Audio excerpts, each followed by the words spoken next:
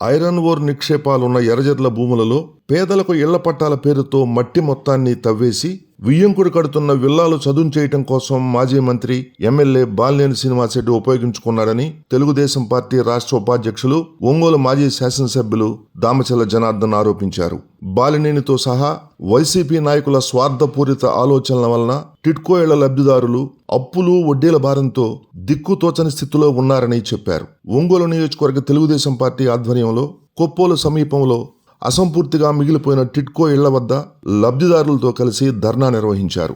కార్యక్రమంలో పాల్గొన్న తెలుగుదేశం పార్టీ రాష్ట్ర ఉపాధ్యక్షులు మాజీ ఎమ్మెల్యే దామచల్ల జనార్దన్ రాష్ట్ర ప్రభుత్వం పైన, శాసనసభ్యులు బాలినేని శ్రీనివాసరెడ్డి పైన పలు విమర్శలు చేశారు. తెలుగుదేశం పార్టీ అధికారంలోకి వచ్చిన తరువాత నిర్మాణాలు ఆగిపోయిన టిడ్కో ఇళ్లను పూర్తి చేయటమే కాకుండా మరో 8,000 మందికి కూడా టిడ్కో ఇళ్లు నిర్మించి ఇస్తామని హామీ ఇచ్చారు. ఇక మాజీ మున్సిపల్ చైర్మన్ మంత్రి శ్రీనివాసరావు ఎమ్మెల్యే బాలినేని శ్రీనివాసరెడ్డిపై తీవ్ర స్థాయిలో విమర్శలు చేశారు. 5 సార్లు ఎమ్మెల్యేగా 2 సార్లు మంత్రిగా అని చెప్పుకోవటమే తప్ప ఇద్దరు ముఖ్యమంత్రులకు దగ్గర బంధువై ఉండి ఒంగోలుకు నిర్దిష్టంగా ఒక్క పని చేయలేనప్పుడు ఆ పదవులు ఎందుకని ప్రశ్నించారు. రిమ్స్ హాస్పిటల్ తెచ్చాను అంటూ బాలినేని తరచూ చెప్తుంటారని, రిమ్స్ అనేది పాలసీ మ్యాటర్లో భాగంగా పలు జిల్లాల్లో ఏర్పాటు చేశారే తప్ప అందులో నీ ఘనతేముందని బాలినేని ప్రశ్నించారు. ఒక ఎలక్షన్కి ఏమో రోజూ నీళ్లు ఇవ్వకపోతే పోటీ చేయనని చెప్పావు. ఆ హామీ ఏమైందో ప్రజలకు నీకు తెలుసు. మరలా ఇప్పుడు కొత్తగా 25,000 మందికి ఇళ్ల పట్టాలిస్తేనే పోటీ చేస్తానంటున్నావు. 4.5 సంవత్సరాలు ఖాళీగా కూర్చొని ఇళ్ల పట్టాల పేరుతో మళ్లీ డ్రామా మొదలుపెట్టావు అంటూ ఎద్దేవా చేశారు. కార్యక్రమంలో టిడ్కో ఇళ్ల లబ్ధిదారులతో పాటు వ్యవసాయ మార్కెట్ కమిటీ మాజీ చైర్మన్ కామేపల్లి శ్రీనివాసరావు, జిల్లా గ్రంథాలయ సంస్థ మాజీ చైర్మన్ వైవి సుబ్బారావు, నగర తెలుగుదేశం పార్టీ అధ్యక్షుడు కొటారి నాగేశ్వరరావు, యువత అధ్యక్షుడు ముత్తన శ్రీనివాసరావు, పార్టీ నాయకులు మదన్, తెలుగుదేశం పార్టీ కార్పొరేటర్లు దాచెల రమణయ్య, తిప్పరమల్లి రవికృష్ణ, వేమూరు అశ్విని, గుట్లపల్లి మస్తానమ్మ, అంబూరు శ్రీనివాస్, సండ్రపాటి వుడ్స్వర్త్, తెలుగు మహిళా ప్రతినిధులు రావుల పద్మజ, ఆర్ల వెంకటరత్నం, పసుపులేటి సునీత, నాళం నరసమ్మ, కుసుమ కుమారి, శోభనం లక్ష్మీకుమారి, కొక్కిలగడ్డ లక్ష్మి తదితరులు పాల్గొన్నారు.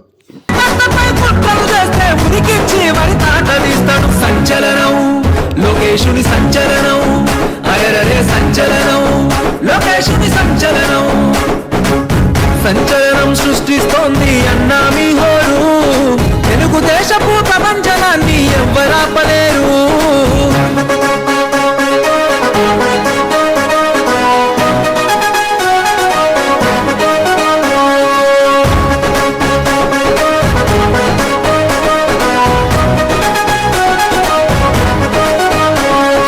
చంద్రన్న అడుగు జాడలలో ప్రజల సేవకై వచ్చావు. తిరువల్లో నా తండ్రికి లగ్గా తనయుడివై నిలిచావు. ఉరకలు వేసే యువతకు మీరే మార్గదర్శిగా నిలిచారన్నా. కష్టం వచ్చిన పేద ప్రజలను కరుపాపై కాస్తావన్నా.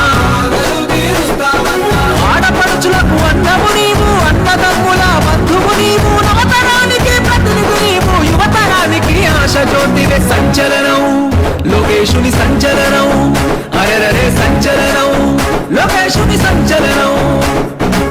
సంచలనం సృష్టిస్తోంది అన్నా మీ హోరు, తెలుగుదేశపు ప్రపంచనాన్ని ఎవ్వరాపలేరు.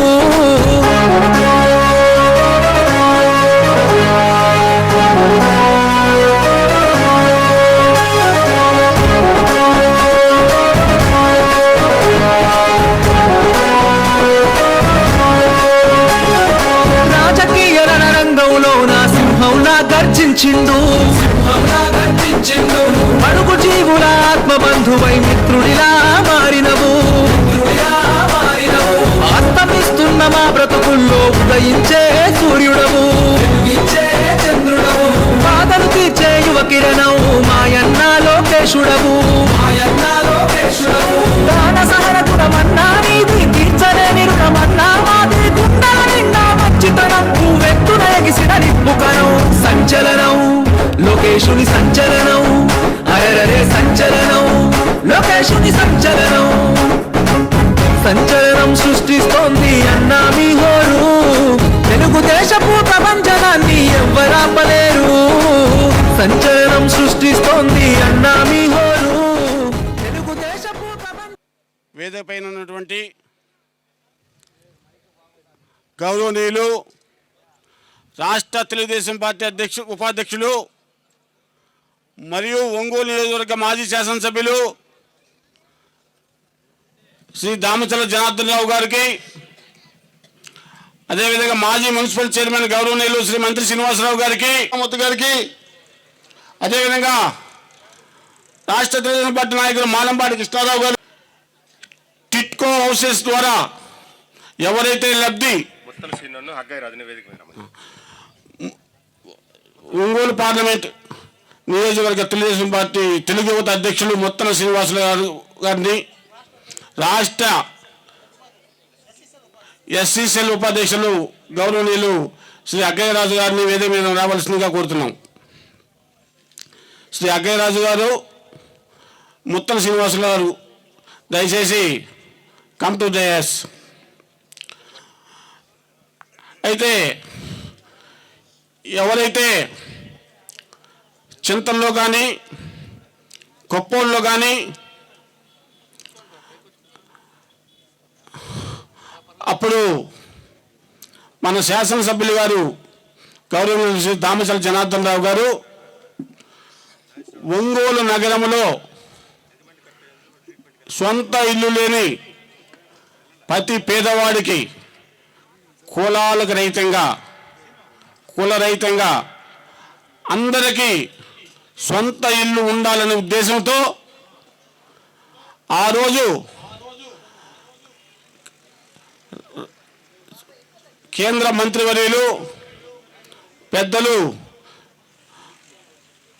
పట్టణాభివృద్ధి శాఖ మంత్రివర్యులు శ్రీ ముప్పవరపు వెంకయ్యనాయుడు గారితో మాట్లాడటము, అదేవిధంగా అప్పుడు మన ప్రీతమ నాయకులు మన రాష్ట్ర ముఖ్యమంత్రి అయినటువంటి మన జాతీయ తెలుగుదేశం పార్టీ అధ్యక్షులు శ్రీ నారా చంద్రబాబు నాయుడు గారితో మాట్లాడటము, అప్పుడు మన మున్సిపల్ శాఖ మంత్రివర్యులు గౌరవనీయులు మన పొంగూరి నారాయణ గారితో మాట్లాడటము, అందరితో మాట్లాడి ఈ ఒంగోలు నియోజకవర్గం ఒంగోలు నగరంలో ప్రతి పేదవాడికి ఇల్లు లేనటువంటి సొంతంగా ఇల్లు లేనటువంటి ప్రతి పేదవాడు ఎవరైతే అద్దె నివాసంలో ఉంటూ జీవనం సాగిస్తున్నారో ప్రతి పేదవాడికి సొంత ఇల్లు కల్పించాలని మంచి ఉద్దేశంతో ఈ టిట్కో హౌసెస్ సంబంధించి కొప్పోలు దగ్గర ల్యాండ్ ఎక్విజిషన్ కూడా ఇంట్రెస్ట్ తీసుకుని ఆయన ల్యాండ్ ఎక్విజిషన్ చేయించి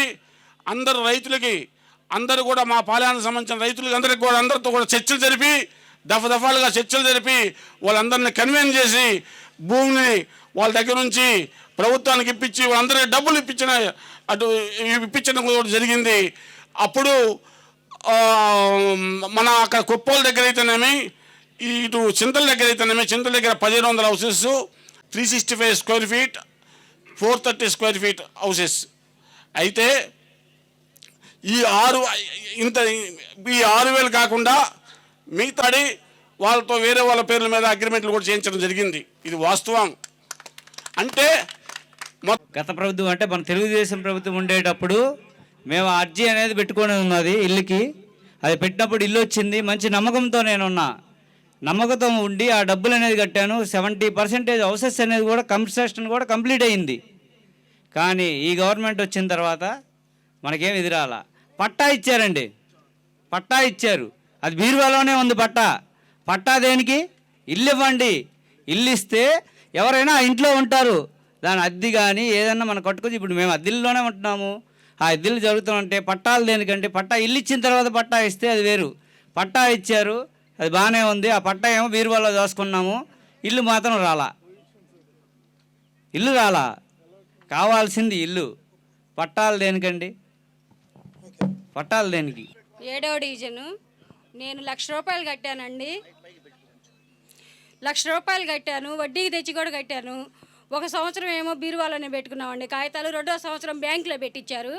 ఇస్తాము అంటున్నారు. అద్దెంట్లో ఉంటున్నామనే కదండి కట్టింది, ఇంతవరకు ఇవ్వలేదు. ఇంకా కష్టం చేసి కొంత అప్పులు తెచ్చి కొంత వడ్డీలు 2 లక్షల వడ్డీలు కట్టామండి. ఈ విధంగా మమ్మల్ని బాధ పెడుతున్నారు తప్పితే తెలుగుదేశం అయినా వచ్చి పార్టీ వాళ్ళు వచ్చి ఇల్లు ఇస్తారని కోరుకుంటున్నాం. నమస్తే సార్, మాది 14వ డివిజన్. నా పేరు దాసర్ కోటేశ్వరమ్మ.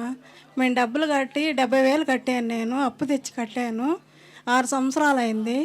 ఇప్పుడు నాకేమీ సమాధానం చెప్పట్లేదు. 2వ విడతలో కట్టాను నేను. 2వ విడతలో కడితే సమాధానం ఏం చెప్పట్లేదు. మన ప్రభుత్వం అన్న వస్తే వచ్చిద్దని ఆశతో ఉన్నా సార్ నేను. మా పేరు అనిత. మాది వంటవారి కాలనీ 3వ లైన్ అండి. మేము ఈ సంస్థలో మా ఆధీనంలో ఉన్నప్పుడు మేము డబ్బులు కట్టుకున్నాము. ఇలా ఇస్తామన్నారు కానీ మాకేం ఇవ్వలేదు. మా వాళ్ళు ఇవ్వబోయేటప్పటికి మాకు వీళ్ళు అడ్డుపడ్డారు. మాకు వాళ్ళు వచ్చేటప్పటికి వీళ్ళు మాకు ఇయటానికి ఆస్కారం లేకుండా చేశారు. మేమందరం కష్టపడి వంటవారి కాలనీ అంటే అందరికి తెలిసిన విషయమే, వంటలు చేసుకొని బతుకుతాము. అలాంటి వాళ్ళం కూడా 5 రూపాయలు 10 రూపాయలు వడ్డీలు తెచ్చుకొని కట్టుకున్న వాళ్ళని చాలామంది. కానీ వీళ్ళల్లో కొంతమంది తెచ్చుకున్నారు, కొంతమంది మా పార్టీ వచ్చినప్పుడు మాకు ఇచ్చిద్దని మేము తెచ్చుకోలేదు. అలాంటి సమయంలో కూడా ఈరోజు మా పార్టీ వచ్చిద్ది కూడా మాకు ఇస్తారు, మాకు ఆ నమ్మకం ఉంది. అందుకని మేము తెచ్చుకోలేదు. మా పార్టీ వాళ్ళు మాకు ఎప్పుడైనా ఇప్పిస్తారు, మాకు ఆ అభ్యంతరం ఏం లేదు. మేము ఈ రోజుకి కూడా మేము వడ్డీ కట్టుకుంటామని మేము బాధపడట్లేదు. ఎందుకంటే మా సంస్థ వస్తే మాకేం చేసిద్దో మాకు తెలుసు. అందుకని మేము బాధపడట్లేదు. ఈరోజు మా వాళ్ళు ఇస్తారనే నమ్మకంతో మేము అప్పటికి ఇప్పటికి ఇలాగే ఉన్నాం. మేమందరం ఆ శ్రీనివాసరావు గారికి ధన్యవాదాలు. ఇది 6 సంవత్సరాలు అయిందండి ఈ టిట్కో ఇల్లు. నేను ఎన్జిఓ కాలనీలో ఉంటానండి, పవర్ ఆఫీస్ రోడ్డు. ఈ పట్టా ఇచ్చారండి, ఎందుకు ఉపయోగపడట్లేదు. వాళ్ళు కారు నడుపుకుంటూ ఇది బతుకు తెరువు కోసమని ఇల్లు లేదు ఏమీ లేదని కట్టుకున్నారు. ఏమన్నా ఉపయోగం లేదండి. ఇది మా అక్కయ్య వాళ్ళకి, ఇది మా అక్కయ్యది, తను క్యాన్సర్తో ఉంది. ఎంత ఇబ్బంది పడుతూ ఒక పాపను చదివించుకుంటూ వాళ్ళు ఇది చేసుకున్నారో. ఇన్ని సంవత్సరాల నుంచి వాళ్ళు అద్దెంట్లో ఉంటున్నారు. వాళ్ళకి ఇల్లు లేదు ఏమీ లేదండి. ఎంత ఇబ్బంది పడుతున్నారో. మన జనార్దన్ అన్న నమ్మకం మీద మేము కట్టుకున్నాం ఇది. ఈ దుర్మార్గ ప్రభుత్వం వచ్చిన తర్వాత మాకేమీ జరగలేదు. ఎంత అన్యాయం జరిగిందంటే అసలు అంత అన్యాయం జరిగింది. మేము ఎంత బాధపడుతున్నామో మా భగవంతుడిగా తెలియాలి. అసలు ఈ ప్రభుత్వము మొండమో ప్రభుత్వం ఎప్పుడు పోయిద్దో కానీ నాశనం అయ్యి మాకు ఎన్ని అన్యాయాలు జరిగినాయో. కారు నడుపుకొని బతికే వాళ్ళం కూడా మాకు ఒక ఇల్లన్నా ఉంటే పాప, ఒక చిన్న పాప, వాళ్ళు అందరము అద్దెలకే ఉంటున్నాము. మా డివిజన్లో వాళ్ళందరికీ తెలుసు. ఈ జనార్దన్ అన్న వస్తే మాకు ఏమన్నా న్యాయం చేస్తాడేమో అని మేము కోరుకుంటున్నామండి. పేరు అడుగుతున్నారు, కొడుతున్నారు. అమ్మ నువ్వు ఇంకా 4,000 బ్యాలెన్స్ ఉంది, తొందరగా కట్టు, లేకపోతే కమిషనర్ గారు వస్తారు అని అంటున్నారు. చెత్తకు కట్టి బాగలాగా కట్టి ఇంకేడ కట్టాలండి మేము. అదే చెత్త పన్నుకి కమిషనర్ మేయర్ కూడా వస్తారు, వాళ్ళు పన్ను తీసుకోవడానికి వస్తారు. వస్తారంట సార్. మేము చెత్త పన్ను వేసే వాళ్ళు చెత్త ముఖ్యమంత్రి ఉన్నాడమ్మా, ఏం చేస్తాం, పరిస్థితులు అట్లా అయిపోయింది. చెత్తకి ముఖ్యమంత్రి ఉన్నాడు, మాకెవరు ఉన్నారని కాదు. మీ వాడేమో హైదరాబాద్ లో తిరుగుతున్నాయి. ఆయన తిరుగుతాడు ఆయన జలసాలకి, మా జలసా చూసేవాళ్ళు లేరే. మొన్న నాకు బాగలేకపోతే మా ఇంటికి వెళ్ళాము, బయటికి పొమ్మంది. నువ్వు సడన్గా చచ్చిపోతావేమో, నీకు ఆడపిల్లలు మోపిల్లలు లేరు, నువ్వు రావురు వాళ్ళు, మా ఇంట్లో నువ్వు ఎట్టుంటావని అంది. అప్పటికప్పుడు ఇల్లు ఆడ దొరికిద్ది నాకు. నేను పుట్టిన దగ్గర నుంచి మా నాన్న మా అమ్మ వాళ్ళందరూ తెలుగుదేశం పార్టీకే మేము వేసేది. ఎవరు ఎన్నన్నా చెప్పుకొని నన్ను ఏమైనా చేసినా నా పర్లేదు, నేను ఎన్ని నోట్లైనా వేస్తా. అరుణ అండి, అద్దాల 48వ డివిజను. 75,000 కట్టాను. 6 సంవత్సరాలు అవుతుంది. నాకు తెలియకుండా బ్యాంక్ లోన్ తీపించుకున్నారు వాళ్ళు. సంతకాలు పెట్టేటప్పుడు నేను ఏం చెప్పానంటే నాకు ఇల్లు ఇస్తే కట్టుతాను, మాకెటు ఇల్లు లేదు, కట్టుకోవాలని ఉన్నాను. కష్టమైనా సరే మా వారేమో హోటల్కి వెళ్తాడు, నేను ఇంట్లో మిషన్ కుట్టుకుంటాను, ఇలా కడతామని చెప్పి తీసుకున్నారు. తీసుకున్న తర్వాత మాకు తెలియకుండానే బ్యాంక్ లోన్ తీశారు. ఆ లోన్ తీసి ఇప్పుడు బ్యాంక్ వాళ్ళు పక్క ఫోన్లు వీళ్ళకి గట్టలేక ఇంటికి 6 సంవత్సరాల నుంచి ఇచ్చిన డబ్బులు లేదు, లేదంటే మాకు ఇల్లు హ్యాండ్ ఓవర్ చేసింది లేదు. మా వారికి పెరాల్సి వచ్చింది.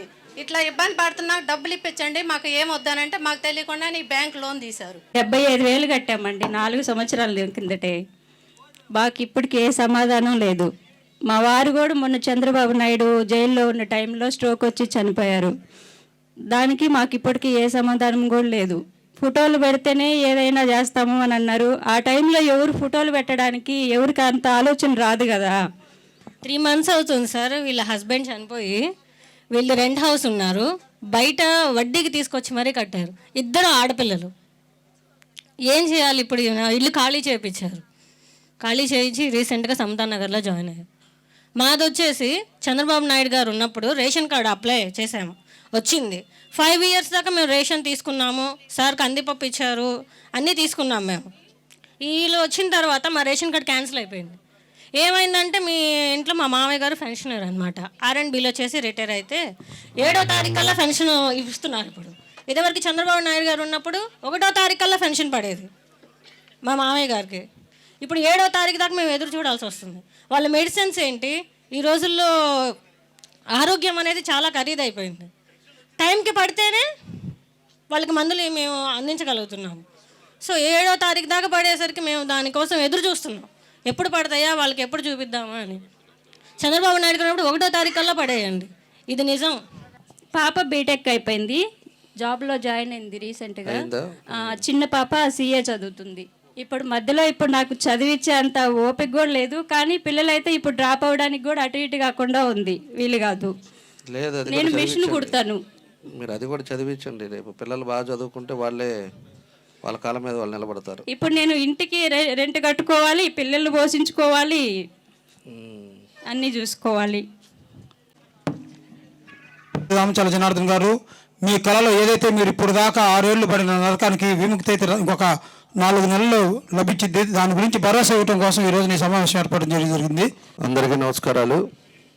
ఏదైతే ముఖ్య నాయకులు, వేదిక మీద ఉన్న పెద్దలందరికీ, అదేవిధంగా ఎవరైతే ఈరోజు లబ్ధిదారులు మన కళ్ళ ముందే, అందుకే ఈ ప్లేస్లోనే పెట్టాం, ఎందుకంటే ప్రతి ఒక్కరిది ఒక బాధ్యతగా.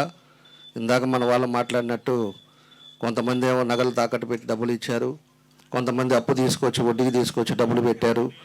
ఏదో సొంత కళ నెరవేరటానికి ఏదైతే పెట్టారో ఈ కళ్ళ ముందు కనపడాలనే ఉద్దేశంతో ఈరోజు ఈ సమావేశం ఇక్కడ ఏర్పాటు చేశాం. దీనికి లబ్ధిదారులు వచ్చిన వాళ్ళందరికీ కూడా పేరు పేరున నా నమస్కారాలు తెలియజేస్తున్నాను. ఎందుకంటే మనం దగ్గర ఎప్పుడో పెట్టేవాళ్ళం, మీకు భరోసా ఇచ్చేవాళ్ళం, కానీ చూద్దాం ఏదైనా చేస్తారేమో, వాళ్ళకి మంచి మనసు భగవంతుడు ఇస్తాడేమో అని చెప్పి మేము కూడా ఎదురు చూసాం. లాస్ట్కి వచ్చింది, ఇంకా రేపు వచ్చే నెలలో నోటిఫికేషన్ రాబోతూ ఉంది. దానికోసం చూసిన తర్వాత ఈరోజు ఒకసారి వాళ్ళందరూ కూడా ఎంతోమంది, నేను ఎందుకంటే ఈ మధ్య డోర్ టు డోర్ తిరుగుతున్నప్పుడు చాలామంది కూడా మేము డబ్బులు కట్టామయ్యా, మాకు ఇల్లు ఎట్లా అని చెప్పేసి కొంతమంది అడుగుతూ ఉన్నారు. దానికోసం అని చెప్పేసి ఒకసారి తెలియపరదాం, భరోసా ఇవ్వడానికి ఈరోజు ఈ కార్యక్రమాన్ని ఏర్పాటు చేశాం. దానికి అందరూ కూడా కమిటీలు వేసుకొని, డివిజన్ మహిళలు కానీ పార్టీ వాళ్ళు కానీ అందరూ కూడా ఎవరెవరు లబ్ధిదారులు అందరికి కూడా తెలియపరిచి ఈరోజు అందరం కూడా ఇక్కడ కలుసుకోవటం చాలా సంతోషం అని చెప్పి కూడా నేను తెలియజేస్తా ఉన్నా. ఒకసారి మనం గమనించుకుంటే 2014-19 ఆ టైంలో మనం తెలంగాణ నుంచి బైఫర్కేట్ అయ్యాం. మన ఆంధ్రాకి సపరేట్ రాజధాని రావటం, మనం బయటికి రావటం, 16,000 కోట్ల లోటు బడ్జెట్ తోటి అటు తెలంగాణ స్టేట్ మనల్ని బయటికి పంపటం, ఇవన్నీ కూడా మీ అందరికి కూడా తెలిసిన విషయాలు. దానికోసం ఆ రోజు చంద్రబాబు నాయుడు గారు ఉండే బడ్జెట్లో ఇబ్బందులు ఉండే పరిస్థితుల్లో ఏదో విధంగా మన ప్రతి ఒక్కరికి ఇల్లు ఉండాలి అనే ఉద్దేశంతో మనం లేఅవుట్ పట్టాలు కానీ ఇవన్నీ కూడా ఇస్తే దానికంతా కూడా ఇబ్బందులు వస్తాయి. ఇప్పుడుండే ల్యాండ్ రేట్లు కూడా ఎక్కువగా ఉన్నాయి. దానికోసం మనం హౌసింగ్ కట్టించేసి హౌసింగ్ ద్వారా వాళ్ళ సొంత ఇల్లు వాళ్ళ కళ నెరవేర్చేటట్టు చేద్దాం. దాంట్లో మినిమమ్ ఎంత ఖర్చు అవుతుందో 3 లక్షలు ఖర్చు అయితే వాళ్ళు దానికి ఒక 50,000 1,00,000 రూపాయలు వాళ్ళది కూడా స్పాన్సర్ చేసే విధంగా ఇది సెంట్రల్ గవర్నమెంట్ స్కీమ్ ద్వారా ఈ టిట్కో హౌసెస్ను కూడా ఆ రోజు ముఖ్యమంత్రి గారు చంద్రబాబు నాయుడు గారు ఆ రోజు చేయటం జరిగింది. దానికోసమే మన రాష్ట్రంలో దగ్గర 3,20,000 ఇల్లుని మనకు అన్ని జిల్లాలలో కూడా మనకు శాంక్షన్ చేశారు. దాంతోపాటు దగ్గర 46,000 కోట్లని దానికి శాంక్షన్ 4,600 కోట్లని ఆ రోజు దీనికోసం అని చెప్పేసి టిట్కో ఇళ్ళ కోసం అని చెప్పి ఖర్చు పెట్టడం జరిగిందని చెప్పి కూడా మీకు తెలియజేస్తా ఉన్నా. దాని తర్వాత నేను మా దగ్గరికి వచ్చిన తర్వాత నేను అప్పుడుండే ప్రచారాలకు వచ్చినప్పుడు కానీ కొన్ని ఏరియాలకు వచ్చినప్పుడు కానీ మేము 3,000కి 4,000కి 5,000కి బాడుగులు కొంటున్నాం, మాకు ఎక్కడో అక్కడ స్థలం ఇప్పిండి అని చెప్పి చాలామంది కూడా ఆ రోజు అడగటం జరిగింది. దాని తర్వాత నేను కూడా మన చంద్రబాబు నాయుడు గారితో మాట్లాడి అప్పుడు సెంట్రల్ గవర్నమెంట్ వెంకయ్యనాయుడు గారు ఉంటే ఆయనతో కూడా మాట్లాడి దగ్గర 16,000 ఇళ్ళు మన ఒంగోలు హెడ్ క్వార్టర్ మనకి చేయటం జరిగిందని చెప్పి కూడా మేము తెలియజేస్తా ఉన్నా. దాని తర్వాత మనకి ల్యాండ్ లేదు. ఇది ఒక్కటే 1500 ఎకరాలు, 15 ఎకరాలు దీనికి ఒక్కటే మనకి గవర్నమెంట్ ల్యాండ్ ఉంది. ఆ తర్వాత ఒక 50 ఎకరాలు కొప్పోల దగ్గర అక్కడ తీసుకున్నాం. తర్వాత 80 ఎకరాలు కొప్పోల దగ్గరే దాన్ని కూడా అలాట్ చేయడానికి దాన్ని కూడా అగ్రిమెంట్లు వేసి దాన్ని కూడా తీసుకోవాలని చెప్పేసి దాన్ని కూడా ముందుకు తీసుకెళ్ళాం. కాకపోతే అది లాస్ట్లో లేట్ అవ్వటం వల్ల ఆ 80 ఎకరాలు ఆగితే 50 ఎకరాలు ఇదొక 15 ఎకరాలు మొత్తం 65 ఎకరాలలో శాంక్షన్ చేసి ఆ రోజు ఉండే పరిస్థితుల్లో ఎల్ఎన్టీ వాళ్ళకి కన్స్ట్రక్షన్ ఇవ్వటం కూడా జరిగిందని చెప్పి కూడా మీకు తెలియజేస్తా ఉన్నా. ఎందుకంటే కన్స్ట్రక్షన్ బాగుండాలని, కన్స్ట్రక్షన్ రేపు వచ్చినా కూడా ఇబ్బంది రాకుండా ఉండటానికి అలాంటి మంచి కంపెనీలకి ఆ రోజుల్లో టెండర్కి పిలిచి వాళ్ళందరూ కూడా ఇచ్చారు. మేము ఆ రోజు ఉండే పరిస్థితుల్లో రైతుల్ని చాలా కన్విన్స్ చేసి రైతుల దగ్గర వాళ్ళని ఒప్పించి వాళ్ళ దగ్గర ఈరోజు స్థలం కూడా 50 ఎకరాలు దాన్ని తీసుకొని ఈరోజు ఈ టిట్కో హౌసెస్ కూడా కట్టడం జరిగిందని చెప్పేసి కూడా మీకు తెలియజేస్తా ఉన్నా. ఈ విధంగా మనం దగ్గర మనకి ఇక్కడికి వచ్చే లోపలికి 1392 ఇక్కడ, అదేవిధంగా 2736 కొప్పోల దగ్గర అది ఏదైతే అయిందో అది, ఈ రెండు కూడా 75% మనం కంప్లీట్ చేసాం. ఆ రోజు ఉండే పరిస్థితుల్లో మనకి టైము ఇంకా నెక్స్ట్ కానీ గవర్నమెంట్ వచ్చి ఉంటే ఈరోజు అందరూ కూడా మీ సొంతంలో ఇంట్లో ఉండేవాళ్ళు. మళ్ళీ మన గవర్నమెంట్ రాకపోవటం ఈరోజు ఉండే పరిస్థితులు కూడా మీ అందరూ కూడా అర్థమైంది. కాబట్టి ఈరోజు ఉండే పరిస్థితుల్లో మనం ఎంతో దీనికి తగ్గట్టుగా దానికి కావాల్సిన డబ్బులు కూడా మనం తీసుకొచ్చి ఆ రోజు నేను కూడా ఫాలో అప్ చేస్తా. ఇంతవరకు 75% వరకు ఈ ఇల్లు కట్టించి మనకి ఇద్దామని చెప్పి కూడా మేము ప్రయత్నం చేసాం ఆ రోజుల్లో. ఈరోజు ఉండే పరిస్థితుల్లో కూడా మనం అందరూ కూడా ఒకసారి ఆలోచించుకోవాలి. నేను మొన్న ఒక డివిజన్లో ఒక మన పార్టీ అతను వాళ్ళ మదర్ బాగలేదంటే చూడటానికి పోతే అతనికి వాళ్ళు కూడా లోన్ తీసుకున్నామని చెప్పారు. మళ్ళీ టిట్కో హౌస్లో డబ్బులు కట్టింది కాకుండా మళ్ళీ ఈ లోన్ తీసుకొని లోను ద్వారా కూడా ఈరోజు ఇబ్బందులు పడుతున్నామని చెప్పేసి లోన్ ప్రతి వాళ్ళు బ్యాంకు వాళ్ళు ఇబ్బంది పెడుతున్నారని చెప్పి వాళ్ళు కూడా చెప్పడం జరిగిందని చెప్పేసి మేము దృష్టికి తీసుకొస్తా ఉన్నా. ఈరోజు ఎంతోమంది కూడా మనకి దగ్గర మనం చూసుకుంటే 7 కోట్ల వరకు బ్యాంకు లోన్లు ఇప్పించారు. ఈరోజు 7,73,00,000 బ్యాంక్ లోన్లు ఇచ్చారు. దానికి 479 మందిని ఈ వాలంటీర్స్ని పెట్టి బెదిరించి వాళ్ళ ఇంటికి తీసుకెళ్ళి సంతకాలు పెట్టించి వాళ్ళ చేత మళ్ళీ లోన్లు కూడా బ్యాంకుల్లో తీసుకోవటం కూడా జరిగింది. దాన్ని కూడా ఆ రోజే నేను ప్రెస్ మీట్ పెట్టి దానికి తీవ్రంగా ఖండించాం. ఎందుకంటే వాళ్ళు చాలా పేదవాళ్ళు, 500 రూపాయలు, 12,500 రూపాయలు, లేకపోతే 25 రూపాయలు వాళ్ళు చాలా కష్టంతో వాళ్ళు కట్టుకుంటే దాన్ని కూడా తీసుకెళ్ళి మళ్ళా లోన్లు తీసుకొని లోన్లు మళ్ళీ వడ్డీలు కట్టేటట్టుగా వాళ్ళ మీద భారం వేయటం ఎంత బాధాకరం అని చెప్పేసి ఆ రోజు కూడా ప్రెస్ మీట్ పెట్టాం. ఈ రకంగా ఈ గవర్నమెంట్ దాని మీద 4,000 కోట్లు మన స్టేట్లో అవి కూడా మింగేశాడు ఈ జగన్ రెడ్డి. ఆ తర్వాత మన దగ్గరికి వచ్చే లోపల ఇక్కడ నుంచి 7 కోట్ల రూపాయలు దాన్ని కూడా తినేశారు. ఈరోజు దాన్ని కనీసం లోన్ కట్టారు. లోన్ కట్టిన తర్వాత అయినా కూడా కనీసం ఒక పనన్నా ఏదన్నా తీసుకొచ్చి ఇదిగో మీరు ఆ డబ్బులతోటి ఆ బ్యాంకులో తీసుకున్న డబ్బులతోటి ఇదిగో ఈ పనులు చేస్తున్నాం, ఈ పనులు స్టార్ట్ అయినాయి, మీకు తొందరలోనే మీకు ఇస్తాము అనేదన్నా కూడా ఉంటే మనం సంతోషపడాల్సిన అవసరాలు ఉంటాయి. ఈరోజు పూర్తిగా డబ్బులంతా కూడా ఇంకో దానికి డైవర్ట్ చేసి ఎక్కడా కూడా స్టేట్లో ఒక ప్లేస్లో కూడా ఎక్కడా కూడా డబ్బులు ఇచ్చిన రూపాయి పాపన ఈరోజు ఈ జగన్ రెడ్డి చేయటం జరిగిందని చెప్పి కూడా నేను తెలియజేస్తా ఉన్నా. కాబట్టి ఇది మనకి చాలా దారుణమైన పరిస్థితి ఈరోజు ఈ టిట్కో హౌసెస్లో తీసుకొచ్చారు. కాబట్టి మనం అందరం కూడా ఆలోచించుకొని రాబోయే రోజుల్లో మనం ఏ విధంగా చేసుకోవాలా ఏందనేది కూడా మనందరం కూడా ఆలోచించుకోవాలి. ఈరోజు ఉండే పరిస్థితుల్లో ఈ వైఎస్ఆర్ పార్టీ అధికారంలోకి వచ్చిన తర్వాత ఎన్నో మాటలు చెప్పారు. మనకి నవరత్నాలను పెట్టి రకరకాలుగా అన్ని విషయాలు ఏదో పెట్టాడు. ఇంట్లో ఎంతమంది పిల్లలు ఉంటే వాళ్ళని చదివిస్తానన్నారు, మదిని నిషేధం అన్నాడు. మళ్ళీ అదేవిధంగా మనకి అనేక కార్యక్రమాలు మేము చేస్తామని చెప్పి 100 రకాలుగా మాయ మాటలు చెప్పేసి ఈరోజు అందరూ కూడా జనాలు నమ్మి ఒక్కసారి అవకాశం అని 151 సీట్లు ఆయనకి ఈరోజు ఇస్తే ఆయన ఈరోజు ఏం చేశాడు అనేది కూడా మనందరం కూడా ఆలోచించుకోవాలి.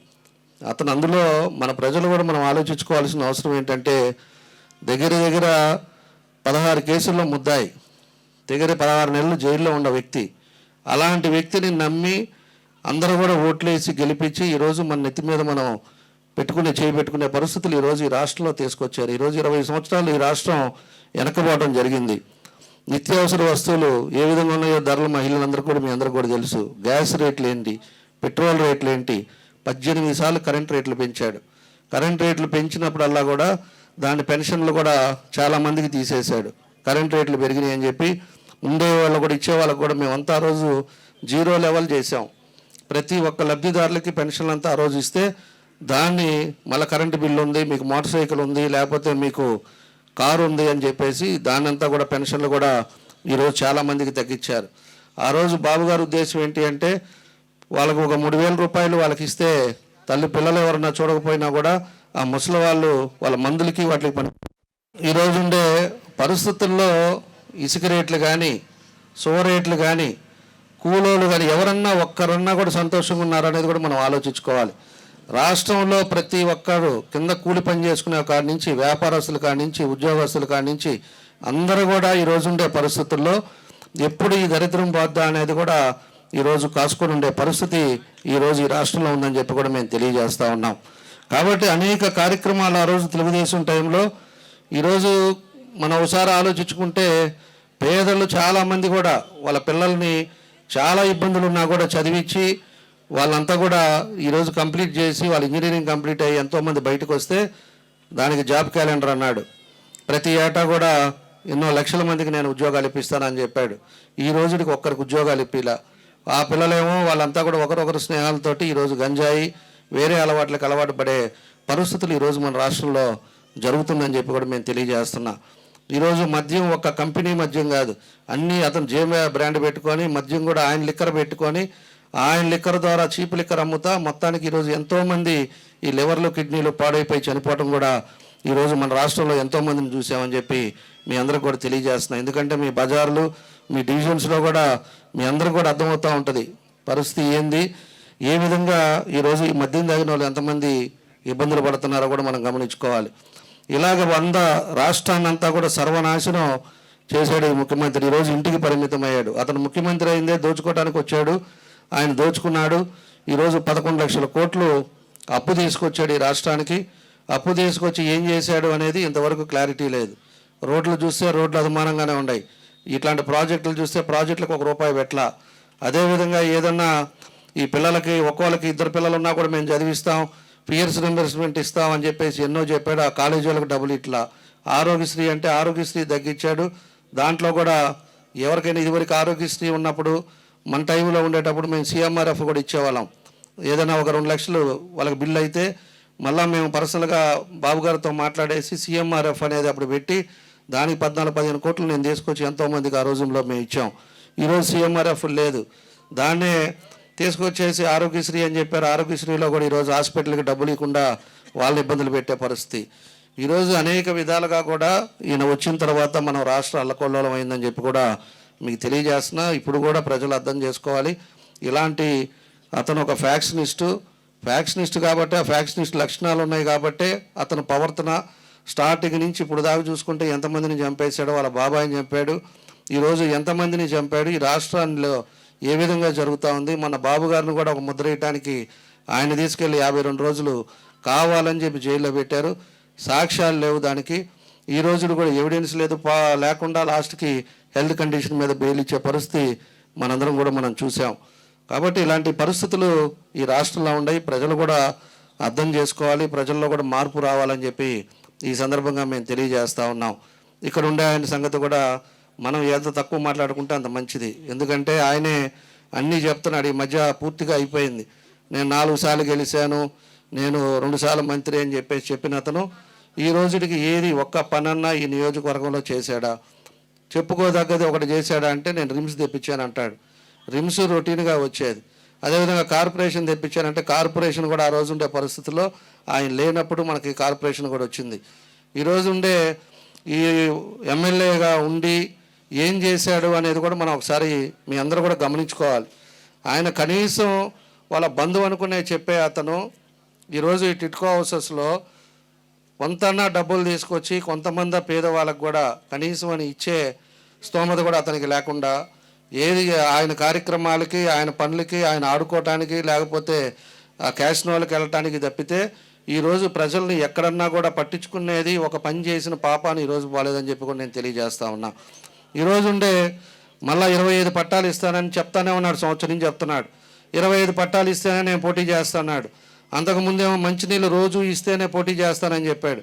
అది మంచినీళ్ళు ఇంతవరకు ఇలా ఆ రోజు మన టైంలో 160 కోట్లు పెట్టి పైపు లైన్ తీసుకొచ్చి ఆ రోజు సెంట్రల్ గవర్నమెంట్ నుంచి తీసుకొచ్చి అన్నీ చేస్తే లాస్ట్లో అది ఉంటే ఈ రోజు కూడా మంచినీళ్ళు ఇచ్చే పరిస్థితిలో లేకుండా పోయింది.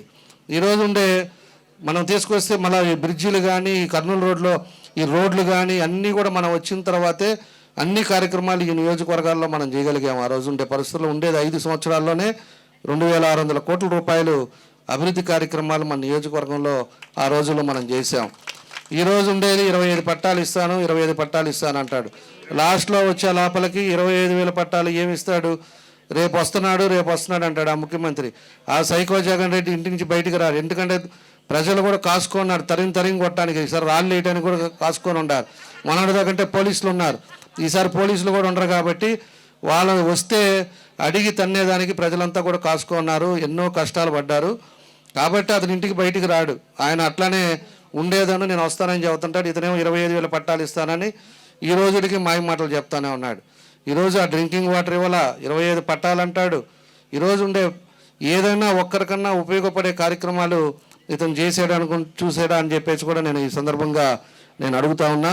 అలాంటి వ్యక్తిని 4-5 సార్లు ఈ ఒంగోలు ప్రజలు ఎలా గెలిపించారో, ఎందుకు గెలిపించారో, ఆ రోజు ఆయన ఇచ్చిన అదేమంటే ఎలక్షన్ వచ్చినప్పుడు ఇస్తారు కదా, దాని మీద నమ్మి ఆయన మాయ మాటలు, ఆయన చేసేది ప్రవర్తన చూసి ఇవన్నీ చూసి ఆయనకి ఎట్లా చేశారో నాకైతే అర్థం కాల. అలాంటి వ్యక్తిని 5 సార్లు ఎన్నుకోవటం బట్టే ఈ నియోజకవర్గం హెడ్ క్వార్టర్లో ఇంత వెనకబడి ఉందని చెప్పేసి కూడా మేము తెలియజేస్తా ఉన్నా.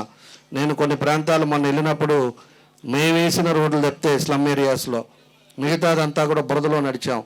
బురదలో నడిచినప్పుడు వాళ్ళంతా ఒకటే అంటారు, అయ్యా ఈసారి వచ్చే తెలుగుదేశం పార్టీ తప్పకుండా కూడా రోడ్డు కంప్లీట్ చేయండి అయ్యా, మేము అల్లాడిపోతున్నాం, పాములు వస్తున్నాయని చెప్పేసి ఎంతోమంది పేదవాళ్ళంతా కూడా బాధపడేది కూడా మేము మొన్న చూసాం.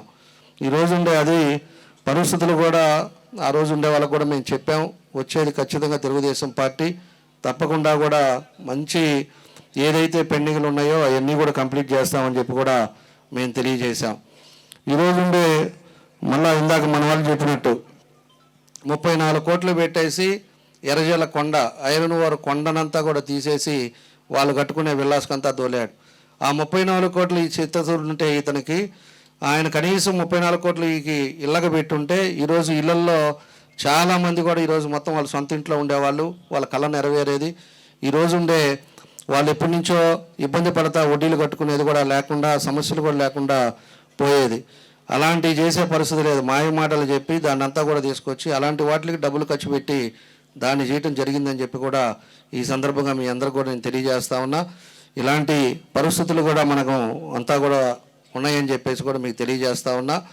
తప్పకుండా రేపు వచ్చే తెలుగుదేశం పార్టీ చంద్రబాబు నాయుడు గారు రేపు అధికారంలోకి వచ్చిన తర్వాత ఖచ్చితంగా ఈ టిట్కో హౌసెస్ కానీ, డ్రింకింగ్ వాటర్ కానీ, ప్రతిరోజు మంచినీళ్ళు వాళ్ళు ఎవరు మాయ మాటలు మాకు చెప్పడం చేత కాదు.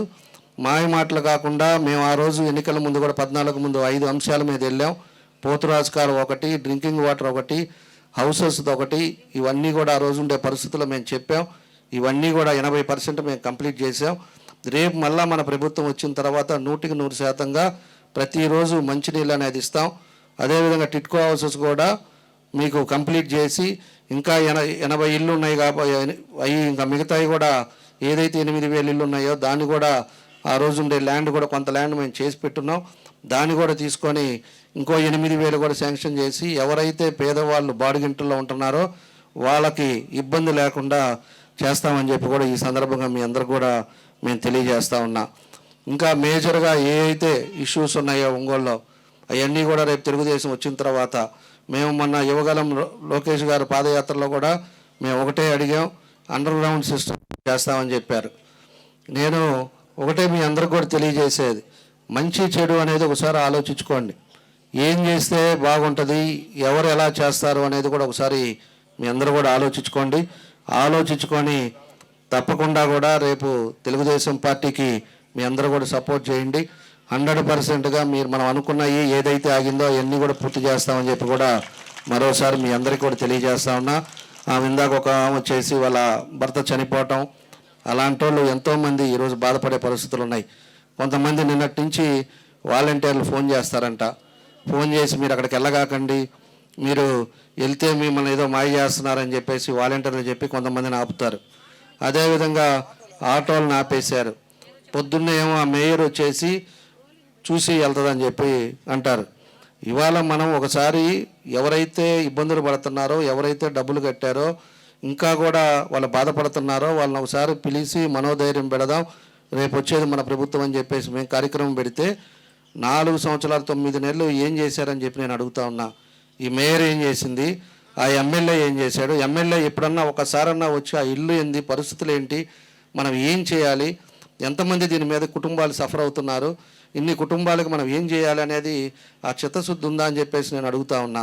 ఈరోజు పట్టాలు అని చెప్పేసి దానికి ఏదైతే 200 కోట్లు అడుగుతున్నావో ఆ 200 కోట్లు పెడితే ఈరోజు సొంతిళ్ళల్లో వీళ్ళందరూ ఉండేవాళ్ళు కదా. ఈరోజు ఎక్కడున్నా దాన్ని సగం పెట్టాం, దగ్గర ఇంక 20% కట్టుంటే ఈరోజు 16,000 కుటుంబాలు వాళ్ళ ఇళ్లల్లో ఉండేవాళ్ళు.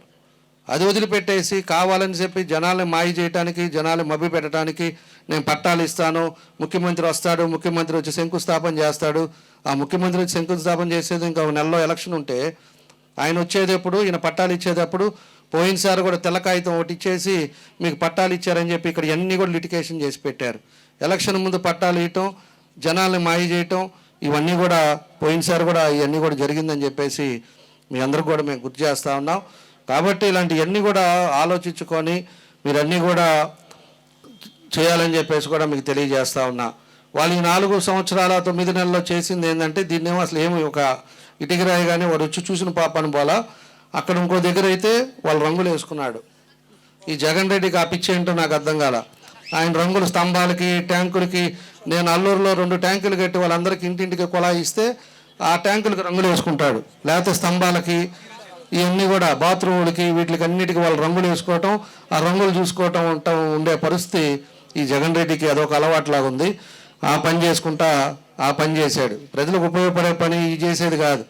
ఆయన రంగులు వేసుకున్నావా, పట్టాలు ఇచ్చానని చెప్పాడు కొంతమందికి. అవి ఏం చేశారు, ఆ పట్టాలు కూడా కొన్ని ఊళ్ళల్లో ఇచ్చారు. శ్మశానం దగ్గర వాళ్ళు ఎవరో వైఎస్ఆర్ వాళ్ళ పట్టాలు ఉండే వాళ్ళ ల్యాండ్ తీసుకోవటం, దానికి 3 రెట్లు రేట్లు వేసేసి 3 రెట్లు అతనికి వచ్చేటట్టుగా చూసి ఆ రేట్ల ప్రకారంగా అవన్నీ కూడా పట్టాలు ఇవ్వటం, ఇవన్నీ కూడా కార్యక్రమాలు కొన్ని ఊళ్ళల్లో చేశారు. కాబట్టి ఇలాంటివన్నీ కూడా జరుగుతూ ఉన్నాయి. దీనికోసం అని చెప్పేసి ఈరోజు ఈ కార్యక్రమం పెట్టుకున్నాం. మీ అందరికి కూడా ఎవరైతే బాధపడుతున్నారో వాళ్ళందరూ కూడా బంగారం పెట్టేసి ఈరోజు తాకట్టు పెట్టి ఇబ్బంది పడుతున్నారో, వడ్డీలకు తీసి ఇబ్బంది పడుతున్నారో వాళ్ళందరికీ కూడా మేము తప్పకుండా భరోసా ఇస్తున్నాం. వాళ్ళకి ఇది కూడా ఎట్లా తగ్గియాలో కూడా రేపు పార్టీ గవర్నమెంట్ వచ్చిన తర్వాత అప్పుడు చంద్రబాబు నాయుడు గారితో మాట్లాడి ఎవరైతే వడ్డీలు కట్టారో, ఎవరైతే బంగారం పెట్టారో వాళ్ళకి ఏ విధంగా తగ్గించి మనం ఏ విధంగా చేయాలో, ఆ కుటుంబాలను ఏ విధంగా ఆదుకోవాలో కూడా ఇవి కూడా మాట్లాడతాం. దాన్ని కూడా తగ్గించే మార్గం చేస్తాం. దాన్ని లేకుండానో దాన్ని ఎట్లా చేయాలనేది కూడా ఆ 2 పరిస్థితులను బట్టి దాన్ని కూడా ఒక నిర్ణయం తీసుకుంటాం. తప్పకుండా మీ అందరికి కూడా ఒక న్యాయం చేస్తామని చెప్పేసి కూడా ఈ సందర్భంగా మీ అందరికి కూడా తెలియజేస్తూ ఈరోజు మీ అందరికి భరోసా వేయడానికి ఈ కార్యక్రమం పెట్టాం. వచ్చిన మహిళలందరికీ కూడా పేరు పేరున నా నమస్కారాలు తెలియజేస్తున్నాను. రాబోయేది మన ప్రభుత్వం. మన ప్రభుత్వంలో అన్ని కార్యక్రమాలు ఏవైతే మిగిలినవి అన్నీ కూడా పూర్తి చేస్తామని చెప్పి కూడా మరోసారి మీ అందరికి కూడా తెలియజేస్తూ మీ అందరికీ పేరు పేరున నా నమస్కారాలు తెలియజేస్తూ సెలవు తీసుకుంటున్నాను.